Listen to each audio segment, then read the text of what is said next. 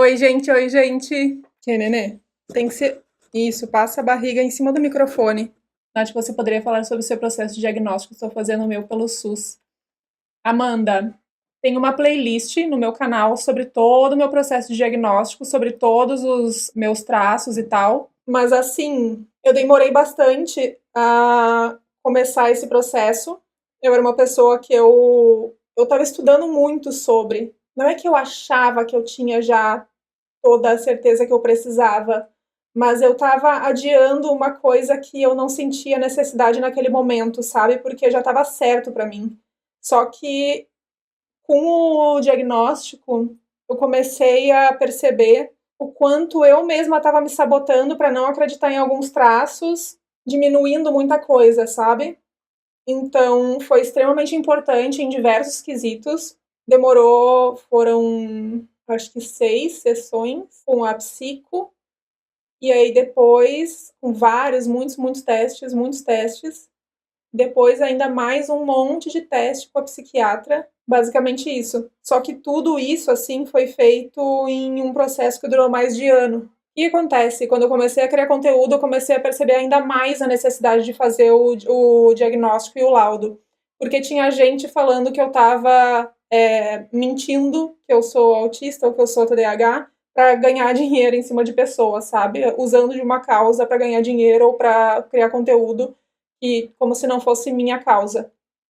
Mas eu sei da minha rigidez ética e que eu não sou esse tipo de gente. E aí eu comecei a sentir necessidade de fazer isso para ter uma garantia, assim, sabe? Para enfiar na cara de pessoas. E também acabou sendo uma coisa que foi muito importante para mim, no fim das contas.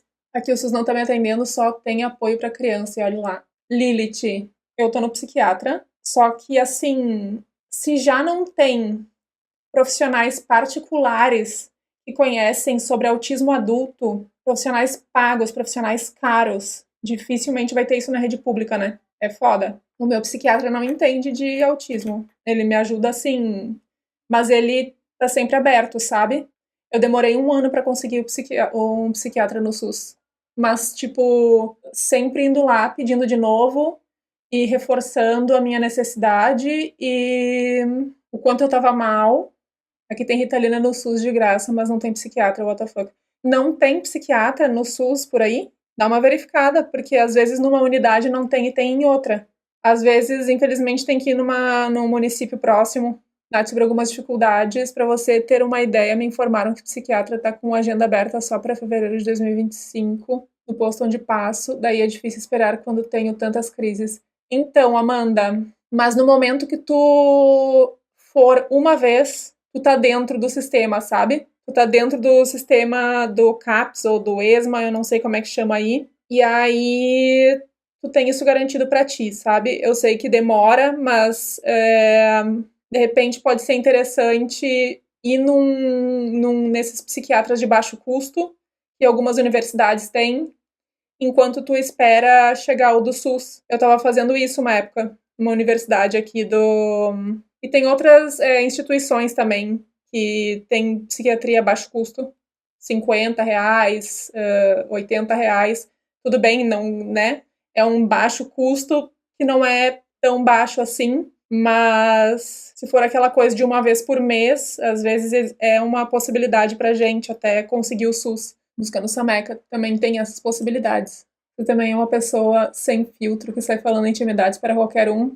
Eu sofro muito com isso. Quando vejo, já falei demais, para quem não deveria, isso é um traço de TDAH.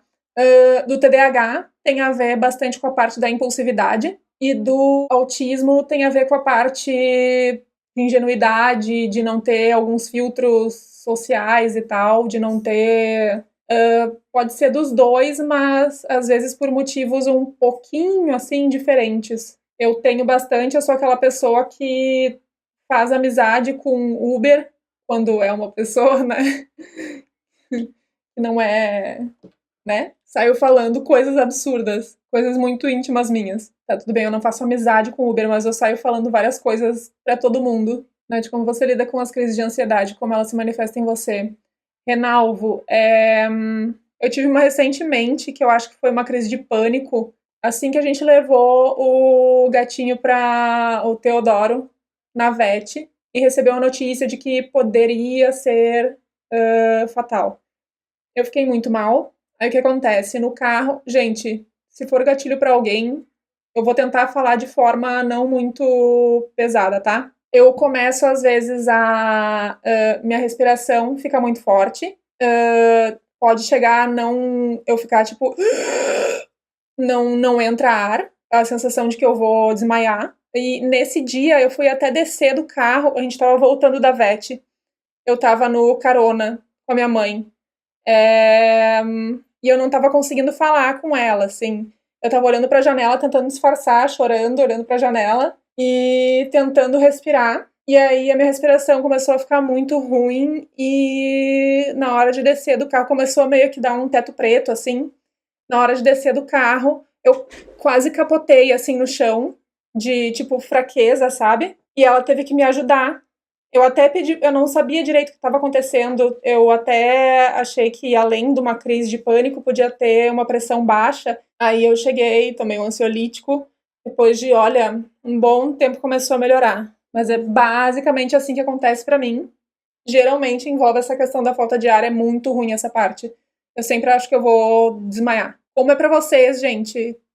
Sensações físicas, assim, né? De como você lida com os seus hábitos do dia a dia, você procrastina muito, não foca nas tarefas diárias, somente nos excessos. E Francisco, continuo procrastinando muito, mesmo agora com o genérico do Venvance, que inclusive eu acho que parou de fazer efeito, ou baixou o efeito que deu no começo. E eu vou testar agora o Juneve ou o Venvance, fracionando ele para ficar mais barato, para ver se melhora, porque assim, é muito difícil. Essa semana eu consegui produzir, mas final do ano eu fico muito mal, aí piora bastante a minha saúde mental e diminui minha produção. Mas eu crio hiperfoco em livros, sagas, e aí eu vou baixando os livros em coisa gratuita, e é muito difícil pra mim não acabar um, começar o outro, acabar um, começar o outro, acabar com, tipo, ir comendo livros. E eu leio, assim, num final de semana, esses dias eu li, acho que 2 livros, finalizei um livro e peguei 2 outros, se não me engano. E assim, vai indo. É muito difícil pra mim manter a produtividade. Não é procrastinação, tá? É disfunção executiva. A gente tem falta de autorregulação em diversas questões das funções executivas, inclusive iniciação e conclusão de tarefas. Queria voltar a ter esse hiperfoco e ler vários livros. Eu tinha isso muito forte quando eu era mais nova, mas depois das redes sociais eu perdi isso. Kleber, tenta pegar algum assunto que tu tenha hiperfoco, mesmo que seja bobagem, sabe? Que é o que eu tenho lido. Pra mim é muito bom. Ao mesmo tempo, que ódio, porque eu não consigo fazer as outras coisas, mas é muito bom pra mim porque eu saio da minha realidade, sabe? Em alguns momentos é bastante necessário pra mim. Ah, tipo, você sabia que o gato foi escolhido pelos autistas para ser o nosso mascote? Mano, eu sou apaixonada por gato. Pra mim, é zoeira, tá, gente? Mas pra mim, eu sou uma mistura entre vampiro e gato. Não gosto de luz, não gosto do dia, não quero que fiquem me tocando, e assim vai. Vampira não sei, mas com certeza é gata. Eu acho que minha gata é minha alma gêmea. Eu também, Bia. Até gosto do dia, mas só não gosta de mim. But I have a dog too. Eu tenho um... Aí que tá, sabe? Gatos são melhores que cachorros. Pronto, falei aqui. Obrigada por falar por mim. Mentira, eu gosto de cachorro também. Mas é que eu não sei lidar com cachorro. Porque justamente por essa questão de... Eu não gosto de pessoa carente. E cachorro geralmente é muito mais... Geralmente, né? É muito mais carente do que gato e precisa de um cuidado que eu já... Mano, eu não consigo cuidar de mim. Então, pra mim, o cachorro combina mais. Quer dizer, o gato... Eu falei cachorro, pra mim, gato combina mais. Pode comentar uma coisa, crise de ansiedade não são só aquela coisa intensa que a pessoa sente um bando de coisa e tal. Ultimamente veio sentindo um nervosismo constante que me dá, falta de ar. Então, eu tenho dificuldade de diferenciar crise de ansiedade e crise de pânico. Mas pelo que eu pesquisei, no caso, as minhas têm mais ligação com crise de pânico. Mas eu não teria transtorno do pânico, porque eu tenho crises pontuais, assim, em alguns momentos da vida, em alguns momentos do ano, sabe? E aí não chega a fechar diagnóstico porque precisa ter uma frequência maior para classificar transtorno, até onde eu sei. O que eu sei é que quando tu tem pânico, pode acontecer de tu evitar locais que te desencadeiem crises, e tem sintomas muito específicos que tu pode até achar que tu vai desmaiar, falecer, sentir uma coisa assim muito forte dentro de ti que vai dar ruim, sabe? Tem pânico e crise de ansiedade mais forte, creio eu. Então, Luiz, eu já li também que não existe crise de ansiedade. Que existe ansiedade, transtorno de ansiedade, e às vezes tá um pouco mais forte. Mas na gringa, por exemplo, não existe crise de ansiedade. Eles não falam nisso, é só a gente que fala. Tá, tudo bem, talvez até falem, mas geralmente se fala muito mais sobre crise de pânico. Tanto que na literatura não se fala muito sobre crise de ansiedade. Se fala sobre o transtorno de ansiedade que eu tenho, transtorno de ansiedade generalizada, e aí às vezes tá mais forte, dependendo de alguma situação, e pode dar essa falta de ar, assim. Mas não necessariamente seja uma crise de pânico. Meu irmão mais velho tinha crise de pânico, tive que levar ele no hospital uma vez, achou que estava morrendo. Pois é, pode rolar isso. Tem gente que pode confundir crise de pânico com um ataque cardíaco. Eu tive crise de pânico por uma época, sempre acordava logo no começo do sono achando que estava tendo um AVC ou ataque cardíaco. Nossa, que horror. Eu imagino que deve dar até um medo de dormir, assim, nessa situação. Que bom que passou. Não entendo TAG, porque a frequência da minha ansiedade em ambientes novos e imprevisíveis com uma gesta caótica. Então, mas é que TAG é uma coisa constante, né? E aí, em algumas situações, pode engatilhar e ficar mais forte. Por isso que a gente precisa ter um controle sobre ela, às vezes, em alguns casos, medicamentoso. Em alguns casos, a pessoa consegue dar conta com terapia. Geralmente, quem tem crise de pânico, alguma hora vai parar no hospital. Então, eu acho que depende muito. Eu acho que depende bastante. Eu sempre li que crise de pânico, a pessoa tinha que sentir que está falecendo, ou evitar locais, evitar situações que façam a coisa acontecer. Só que eu posso sentir muito medo na hora, mas depois, quando passa e eu entendo o que é, eu não sinto mais medo, sabe? E aí eu não evito a situação, eu consigo racionalizar. E não necessariamente uma pessoa que tem crise de pânico ou transtorno do pânico vai evitar locais, sabe? Primeira vez que eu lembro de ter uma foi lá pela minha adolescência. Não, início da adolescência para a fase adulta, em São Paulo, quando eu era modelo, e estava indo para um teste. A gente visitava clientes e tal, para prova de roupa, papapá, para desfile, não sei mais o que. E eu fui para o endereço. Na época não tinha mapa, gente. Não tinha, quer dizer, não tinha Google Maps. Então tu ia sem nada, pegava o endereço ali, olhava no mapa, pegava um ônibus e ia sem poder verificar se tá indo no lugar certo. E isso sempre foi muito difícil para mim, porque se eu me perco, se eu não sei para onde eu tô indo, eu fico mal, piora a minha ansiedade. E eu lembro que eu tava num lugar, assim, numa zona meio residencial, e eu parei, assim, no meio da rua e começou muito mal. Nath, você cortou toda a origem animal da dieta? Tudo. Eu inicialmente tirei tudo que era laticínio. Tudo, de bolacha, de tudo. Não, minto. Início eu tirei tudo que era tipo de carne. Tudo. Depois eu tirei leite e ovo.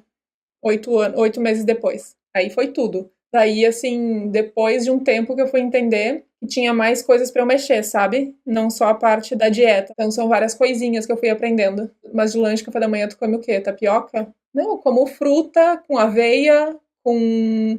É que a gente tá muito acostumado a comer processado, gente. Bolacha, pão processado. Mas por opção, eu tenho vários amigos veganos que comem processado. Nath, tenho evitado essa pergunta há um tempo, mas estou muito curioso. Quais foram os motivos que fizeram você aderir ao veganismo?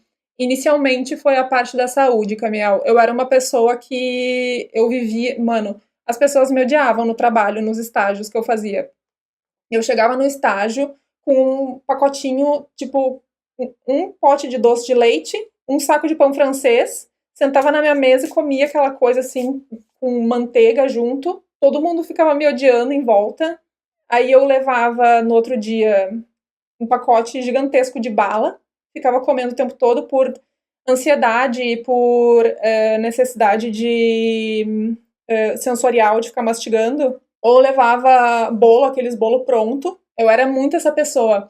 E aí eu comecei, em algum momento, a me preocupar muito com a minha saúde e a perceber o que eu estava fazendo comigo. E aí, numa dessas, eu cheguei num documentário que eu fui ver pensando que era sobre saúde. Aí, cara, eu tomei um soco no meu fígado. Aí virou tudo na minha cabeça. Virou extremamente sobre animais. Nada me seguraria no que eu tô fazendo se não for pelos animais. A minha rigidez ética me segura sendo vegana, sabe? Cowspiracy. Natália, eu comecei pelo Food Choices. Aí eu fui vendo todos os outros. Tem o Food Choices, tem o Forks Over Knives, tem o... Se tu pesquisa, gente, se vocês pesquisam no YouTube, tem esses filmes tudo lá pra ver. Você tem ansiedade social. Eu tenho autismo, Jéssica. São duas coisas diferentes e autistas podem ter problemas relacionados à parte social, o que é bastante confundido, às vezes, em diagnósticos. Muitas pessoas recebem diagnóstico de ansiedade social, mas na verdade são autistas. Dentro da minha cabeça eu tô lutando, já tô lutando desde antes de começar a live, falando pra mim que eu vou acabar a live e eu vou editar vídeo. Eu não vou ler. E aí eu já tô arranjando desculpas na minha cabeça que eu vou ter tempo de editar vídeo amanhã, de noite, antes de ele sair na quinta-feira. Então, ao mesmo tempo que eu tô tentando me conscientizar de que eu preciso editar vídeo hoje, como eu tô hiperfocada, como eu quero ler, eu já tô arranjando desculpa e tentando arranjar um jeitinho. Atenção, chegou a fiscalização do like e você já curtiu a live. Se não curtir, a PF vai fazer toque-toque nessa porta às 6 horas da manhã, esteja avisado. Maravilhoso. Gente, obedece o cachorro aí, por favor. Um beijo no coração de vocês e se comportem que o Papai Noel tá chegando. Boa leitura. Droga. Tô batendo a culpa já. Boa noite, gente. Beijo.